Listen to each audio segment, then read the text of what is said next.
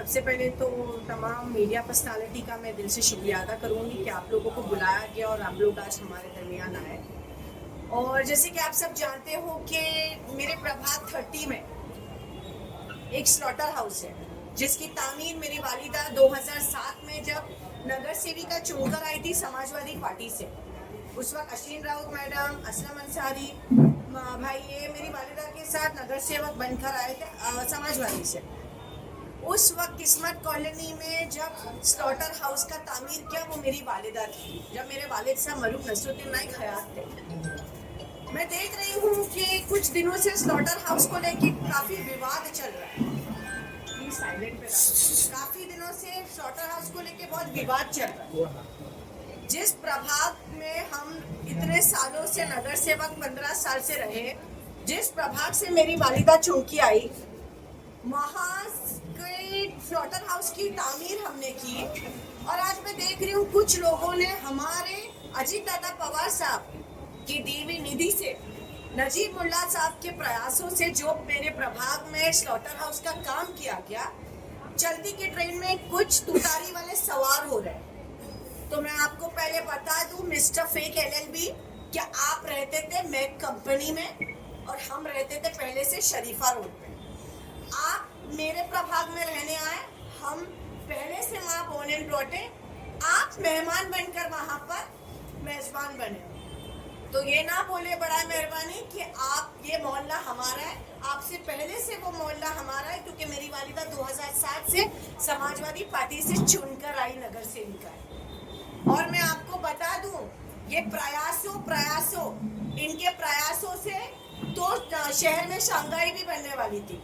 विधायक जी के प्रयासों से तो शहर में हैंगिंग मार्केट भी आ रहा था, प्लेग्राउंड आ रहा था, गार्डन आ रहा था, ना जाने फ्लाईओवर्स आ रहे थे, बहुत कुछ आ रहा था। आज तक वो सारे प्रयासों से जो इनका आ रहा था वो कचरे के डब्बे में पड़ा, जो दिखाई नहीं दे रहा शहर में। इन्होंने कहा हमारी पार्टी जब एक थी तब मैंने मांगनी की। मांगनी तो शहर का नागरिक भी करता है।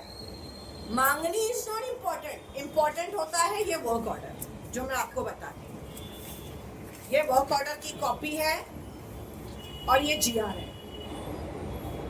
25 जुलाई 2024 का ये जीआर।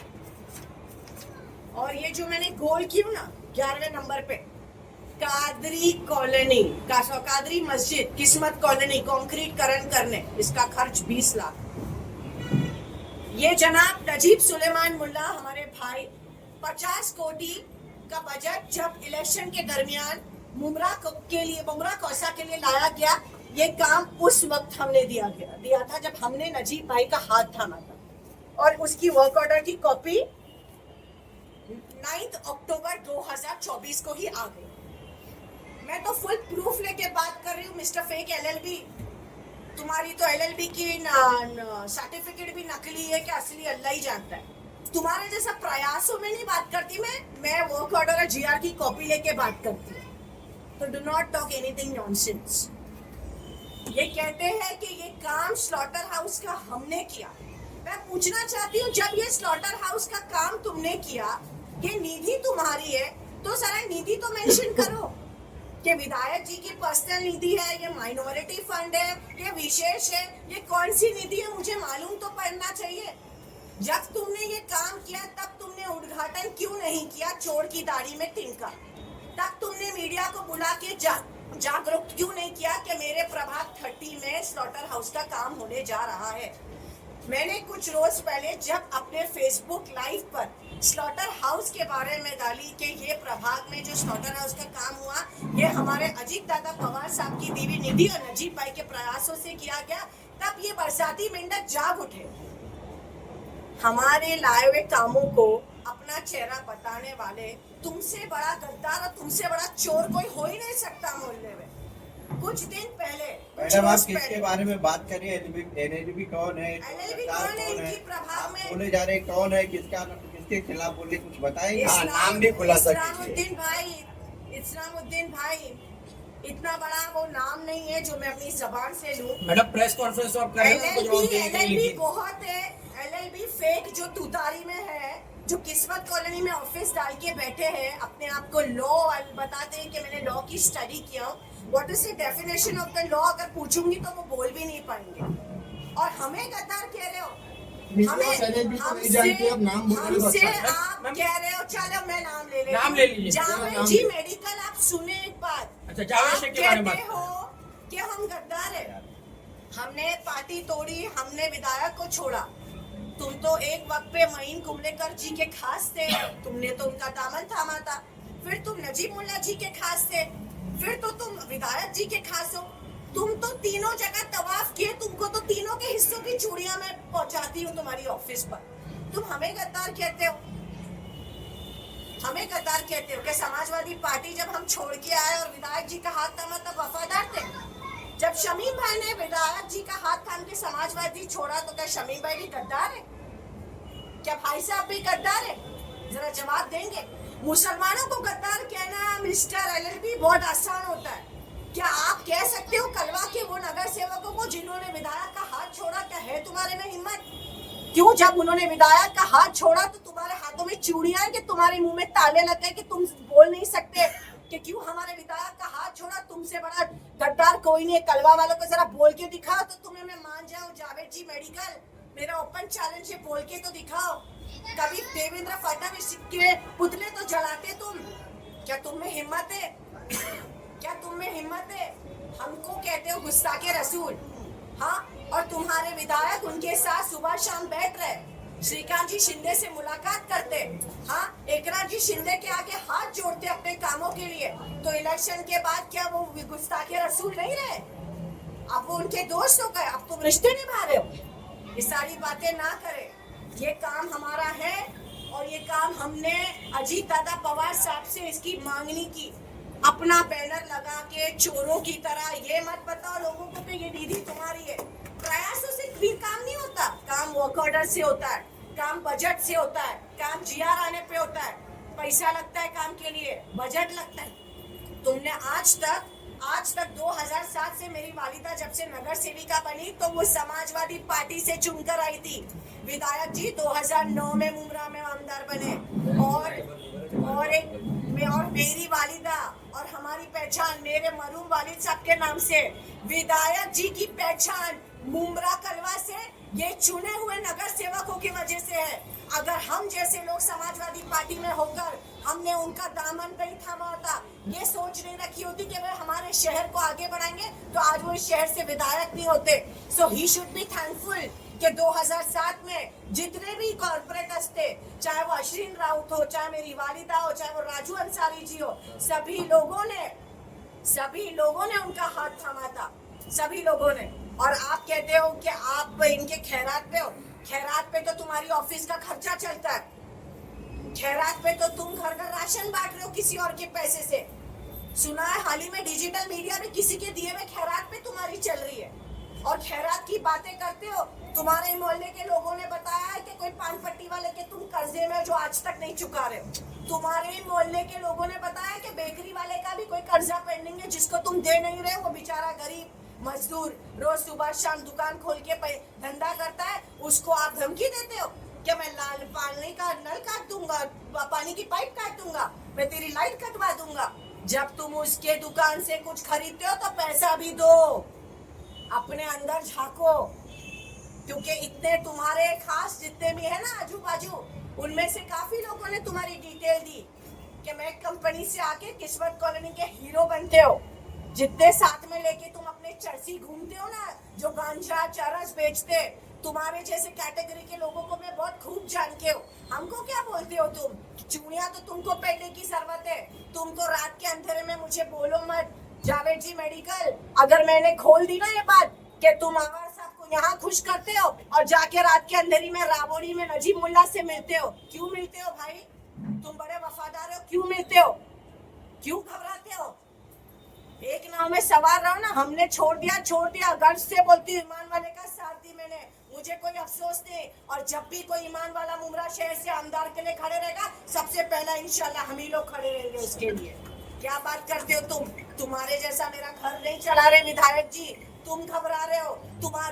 तुम्हारे साथ वाले घबराते, नजीमुल्ला के साथ खड़े रहने से, क्योंकि तुम्हारा खर्चा पानी विधायक से चल रहा है। हमारा अल्हम्दुलिल्लाह अल्लाह करीम है, अल्लाह की जात पे यकीन और भरोसा रखने वाले लोग हैं। हमारा खर्चा कोई नहीं चला रहा। तुमको जरूरत है विधायक जी के आजू बाजू घूमने की, हमको नहीं जरूरत है। क्या कहेंगे जो बैनरबाजी ये निधि वर्ल्ड कॉलेज जो आपको मिला था उस वक्त आप काम क्यों नहीं रुकवाए? ऋषभ भाई, ये मां मुमरा देवी के नाम पे काम है। मैं आपको बता दूं, इसका टेंडर बिलों में डाला गया है। बड़ी बेशर्मी की हद है विधायक जी की। कहते हैं कि बीजेपी के लाए हुए बजट में मैं थूक के नहीं चाटता। इन्होंने तो पूरी तरह थूका भी और पूरी तरह चाटा भी। इतना इनको बजट की आस और बजट की उम्मीद है कि ये नजीमुल्ला जी के लाए हुए निधि पर इन्होंने बिलों में टेंडर डाला। अब बताए, और अच्छा इन्होंने तो कॉन्ट्रैक्टर का नाम भी लिया, अल्पेश सरैया, रजनीश सरैया का इन्होंने नाम लिया। और ये जो टेंडर है ये मां मुमरा देवी, उन्हीं दो कॉन्ट्रैक्टर के हक तक नाम का टेंडर है। ये वही दो कॉन्ट्रैक्टर है जो मुमरा में नजीमुल्ला की लाई हुई निधि से काम कर रहे हो। और तुम क्या बोलते हो कि तुम्हारे प्रयासों से आया है? 2007 से लेके आज तक तुम्हारे प्रयासों से आ रहा था, तो तुमने इससे पहले क्यों नहीं किया? जब हमारा वर्क ऑर्डर आया तब तुम्हारे प्रयासों से उसी वक्त आ गया। अपना वर्क ऑर्डर दिखाओ मिस्टर एलएलबी, वर्क ऑर्डर दिखाओ, जीआर की कॉपी दिखाओ। मांगने की बात मत करो। मांगना तुम्हारा काम ही है, मांगना। अब तुम जिधर हो उधर मांग कर ही तो ऑफिस चल रही है, मांग कर ही तो तुम चल रहे हो। तुम्हारी अपना खुद का वजूद और तुम्हारी अपनी खुद की कोई पहचान है। और मैं किसी से नहीं डरती, अल्हम्दुलिल्लाह मैं सक्षम हूँ, मैं बहुत सक्षम हूँ। तुमको 1750 आशीर्वाद की जरूरत है, क्योंकि मोहल्ला जानता है कि तुम लोग रातों के अंधेरे में लाइन पानी की चोरी करते हो। उसी से तो तुम्हारा घर और उसी से तो तुम्हारे छोकरों को तुम चलाते हो। तुम क्या बात करोगे? मामला दर्ज क्यों नहीं करा तो पुलिस स्टेशन में? इतनी सब जानकारी आपके पास है?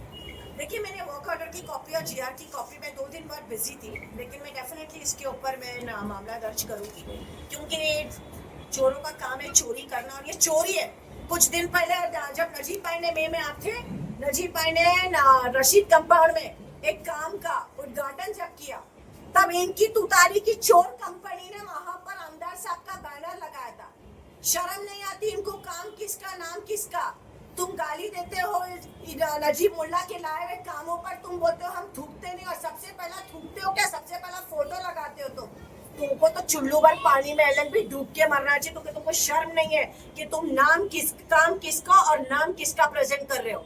मेरे प्रभाग में मैं आप सबको बता दूं, जितने काम चालू है और जितने भी एलएलबी के बैनर्स लगे, वो सभी काम माननीय अजीत दादा पवार साहब की निधि से है और हमारे नजीब भाई के दिए हुए लाए हुए प्रयासों से है। इनके पास 1 रुपया नहीं है सिवाय आमदार निधि के। इनको कोई बजट नहीं मिल रहा, फिर ये हमारे बजट पे अपना नाम कर रहे हैं। तो मैं कह दूं इनसे साफ अल्फाजों में कि तुम्हारा काम है चोरी करना, और तुम पेशे से चोर हो। तुम पेशे से चोर हो, एलएलबी नहीं, तुम पेशे से चोर हो। इसीलिए तुम हमेशा दूसरों के काम को चोरी ही करते रहोगे। बहुत सीरियस इशू है। हमारे शहर के जिस तरीके से खेला जा रहा है, लगातार आपके कानों में एक बात सुनाई पड़ती होगी कि स्लॉटर हाउस यहाँ आ रहा है, वहाँ आ रहा है। 11 एकड़ का स्लॉटर हाउस था, 6 एकड़ में तब्दील हो गया। मैं कल आमदार साहब का दौरा देख रहा था, बहुत दौरे कर रहे थे। आमदार साहब, कुछ शर्म अगर बची है, आपके अंदर कोई सोच बची है, तो जो आप हर इलेक्शन में आके हमारे उलमाए कराम को साथ में लेके, वो बेचारे उनको पता नहीं रहता, उनकी बातों पे यकीन करते हैं, लेकिन पॉलिटिकल लीडरों की बातों पे यकीन करना छोड़ दीजिए। उसकी सबसे बड़ी सच्चाई इस विधानसभा का आमदार है, जो लगातार स्लॉटर हाउस आज क्या हो रहा है, नए नए कानून आते हैं, तमाम लोगों को सोसाइटी के अंदर यहाँ वहाँ कुर्बानी करने में परेशानी होती है, लोग परेशान हाल होते हैं, पुलिस स्टेशन जाते हैं। आज अगर ये स्लॉटर हाउस होता, 10 लाख की ये आबादी इस शहर की, जो हम जब वोट देते हैं, इनके बहकावे में आके कुछ लोग आके जब ये बातें करते हैं, जैसे एमपी के इलेक्शन में 1 लाख से ज्यादा हम वोट कार्यकर को दिए। आज उलमाए कराम और मुमरा कौसा की आवाम भी इस बात को सोचे कि उससे क्या फायदा हुआ। आज जो आंदोलन कर रहे हो कहाँ पे कर रहे हो? दरगाह का कल्याण की जो हाजी मलिक की दरगाह, उसके खिलाफ कर रहे हैं, कोई पूछने के लिए तैयार नहीं। तो आमदार साहब से एज ए रिक्वेस्ट है कि शहर के अंदर कल बकरा ईद है, अगर आज स्लॉटर हाउस होता तो कम से कम इस शहर के लोगों को उसका फायदा पहुंचता। लेकिन इस उम्मीद के साथ में जो हमारी बहन ने अभी पूरी बातें आपके सामने रखी, मैं बात नहीं बढ़ाऊंगा, ये बात आप अपने इंशाल्लाह वो जो 6 एकड़ का स्लाटर हाउस जो बचा हुआ है वो टीम नजीमुल्लाह बहुत जल्द लाएगी। और एक बात मैं बता दूं, किस्मत कॉलोनी का रोड वाइंडिंग का काम माननीय श्रीकांत जी शिंदे साहब जो इस शहर के एमपी है उनके दिए हुए बजट से हुआ है। और जब ये काम किया गया उस वक्त राजू अंसारी जी, जफर नोमानी भाई, मैं, मेरी वालिदा, हम सब उस काम को हमने अंजाम दिया। बहुत मुश्किलें आई थी किस्मत कॉलोनी के रोड वाइंडिंग में। हमने स्कूल अब्दुल्ला पटेल स्कूल को लेकर वहाँ सोसाइटी के तमाम एतराफ की सोसाइटीज के जिम्मेदारों को लेकर हमने कॉन्फिडेंस में ये काम किया। आज किस्मत कॉलोनी का रोड वाइंडिंग का जो काम किया गया वो हम ही लोग ने किया। तुम मोहल्ले में रहते हो, तुम्हारा अब तो मोहल्ले में घर है, तो ये किस्मत कॉलोनी का रोड तो तुमने कब का चौड़ा करना चाहिए था। तुम क्या सोए थे इतने साल से? ये काम भी हम ही लोग ने किया। और ये जो कहते हैं ना, मैं बता दूं, जब ये काम हो रहा था नदीम भाई, जब ये काम हो रहा था तब यही मिस्टर LLB हमारे भाई राजू जी अंसारी से कह रहे थे, राजू भाई कुछ मेरा भला करा दो ना, कुछ फायदा करा दो ना। तब तुमको शर्म नहीं आई? श्रीकांत जी शिंदे साहब जिनके वालिद गुस्ताखे रसूल, उनसे तुम टका मांगते हुए, पैसा मांगते वक्त तुम्हारा ज़मीर ईमान की गवाही नहीं देता, तब तुम शौक से पैसा मांगते हो। अब तुम्हें अभी तुम्हें ईमान याद आ रहा है? मुंह मत खुलाओ मेरा। ऐसी पूरी तुम्हारी बुक है मेरे पास। अगर मैंने तुम्हारी डायरी खोल दी ना, तुम समाज में ना मुंह दिखाने के लायक नहीं रहोगे। और एक बात, जिनके आशीर्वाद पे हो ना, उनको भी मैं बता दूं इस कैमरे मीडिया के माध्यम से कि मेरे नाद में लगना मत।